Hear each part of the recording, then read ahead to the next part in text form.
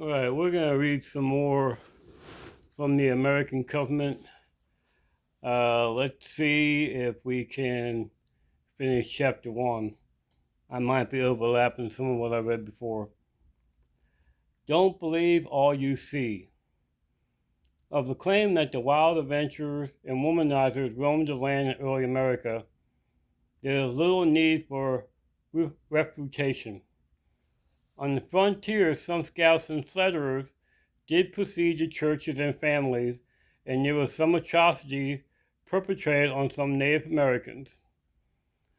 Some rowdy settlements did develop for a while, but as soon as the settlers established themselves and formed churches, the immoral and rowdy would submit to the rule of law. The Christian women of the communities especially demanded it. That's what we need now. Some Christian women standing up for our communities. Perhaps our immediate generation has seen too many violent westerns, most of them fictitious distortions of true life in early America. U.S. News and World Report reported that the American people received most of their knowledge of history from watching TV docudramas. And most of these docudramas bear little resemblance to the true story of our history. Honest history paints a starkly different picture. Marcus and Narcissa Whitman, World Changers. By 1790, America had lost its passion for God that had once been kindled in the Great Awakening, 1734 through 70. A young minister from Kentucky, James McGrady, and his congregation began to pray for revival. Revival soon came in 1789, sweeping through Kentucky, the Carolinas, and up to New England. Dr. Marcus Whitman and Narcissa Prentice, both of New York's high society, were deeply touched by the awakening. They both individually committed their lives to celibacy to better serve as missionaries. But as Providence had planned it, they met and shared a common bond and love for reaching the First Nation peoples of the Northwest. They were married and almost immediately set out across America out of love for the 200,000 natives in the Columbia River Valley whom they have never seen. Not one, but mountain men and natives had dared to take a wagon across America. They were the first to cross the Rocky Mountain, the Conestoga. Narcissa was the first non-native woman and possibly the first woman ever to cross America. They arrived in Washington State near the Columbia River and began their 11-year medical mission to the natives at, I'm going to mispronounce this, Walapa, near the Cayuse Indians. In 1843, Marcus undertook the perilous trip back to Washington, D.C., to meet with President Tyler to plead for the settlement of Washington and Oregon, since the British were planning to annex the territory in trade for Nova Scotia. He beseeched the president, "All I ask is that you will not barter away Oregon or allow English interference until I can lead a bank group of stalwart American settlers across the plains. For this I shall try to do." He was granted his wish and led the first train back on the Oregon Trail. President Warren Harding wrote of this monumental meeting, "Never in the history of the world has there been a finer example of civilization following Christianity. The missionaries led under the banner of the cross, and the settlers moved close behind under the star-spangled symbol of the nation." Tragically, 4 years later, Marcus and Narcissa, along with most of the converted pro-nursing people at their medical mission and school, were brutally maimed and martyred by a violent uprising incited by a renegade native man, Joe Louis, who spread lies among the natives that Dr. Whitman had poisoned them.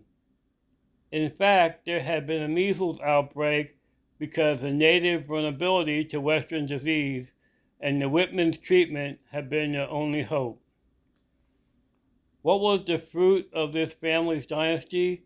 The only baby died, the mission, in the world's eye, was a failure, and the American Board of Foreign Missions did not renew the outreach. They lived hard and died young. But today, in the great cloud of witnesses, Marcus and Narcissa see the fruit of their work. 20,000 prairie schooners followed the Whitmans across the Oregon Trail. Thousands of Ned Pierce and Cayuse were reached for Christ because of their faith. And the west coast of America was reserved for the United States, where even today, a great number of foreign missions and finances for evangelizing the world are headquartered. The truth is that those who saved their money and possessed the fortitude to sell this country were, for the most part, Christians of great character. It took 2 years' living expenses just to cross and settle America.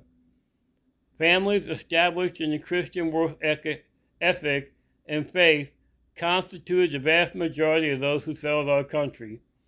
These godly men and women, due to their family orientation, free enterprising spirit, and Christian discipline, restrained the wild inclinations of the reprobates that we read so much about.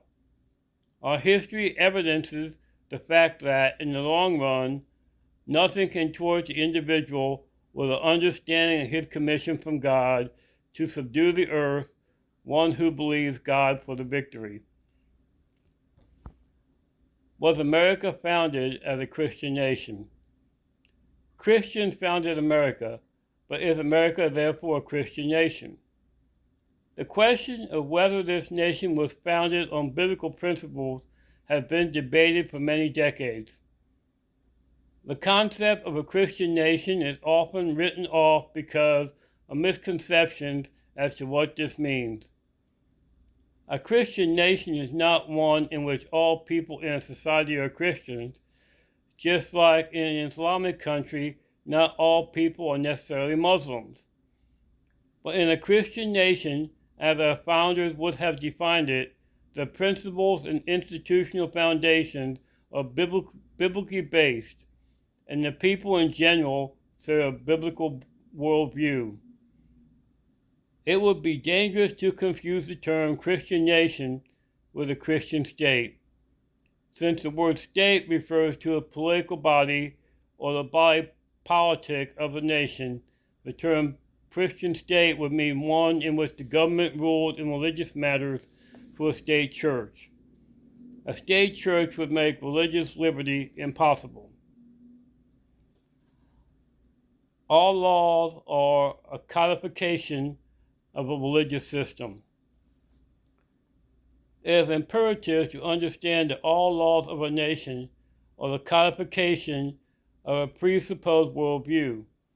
That is, the laws of the United States have presupposed the Bible as the foundation of our system from the beginning. Consider the words of President John Quincy Adams' 1837 orientation. Is it not that, in a chain of events, the birthday of the nation is undissolubly linked with the birthday of the Savior? That it forms a leading event in the progress of the gospel dispensation? Is it not that the Declaration of Independence first organized the social compact of the foundation of the Redeemer's mission?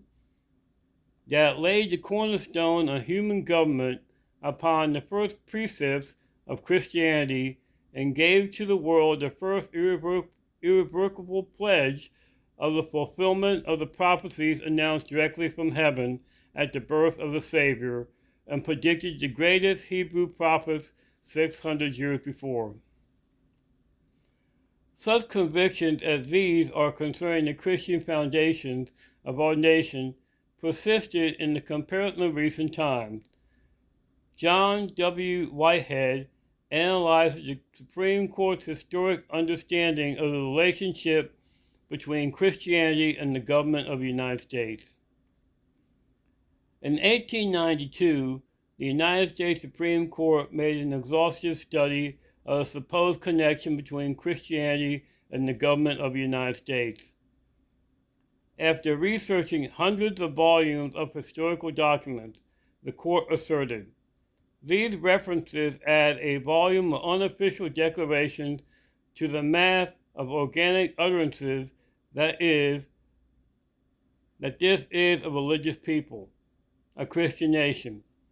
Likewise, in 1931, Supreme Court Justice George Sutherland reviewed the 1892 decision in relation to another case and reiterated that Americans are a Christian people. And in 1952, Justice William O. Douglas affirmed that we are a religious people and our institutions presuppose a supreme being. Christianity, the dominant influence in America. Christianity dominated cultural influence in America from 1620 until well into the 19th century. Many in their desire to lay claim to the great accomplishments of that era have tried to minimize the Christian influence and take credit for themselves and their parties. But only God deserves the glory for what he did in the founding of this great nation.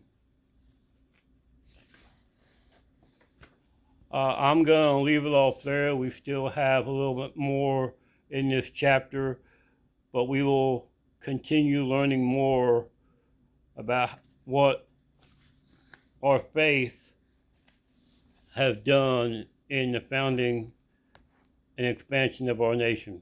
God bless.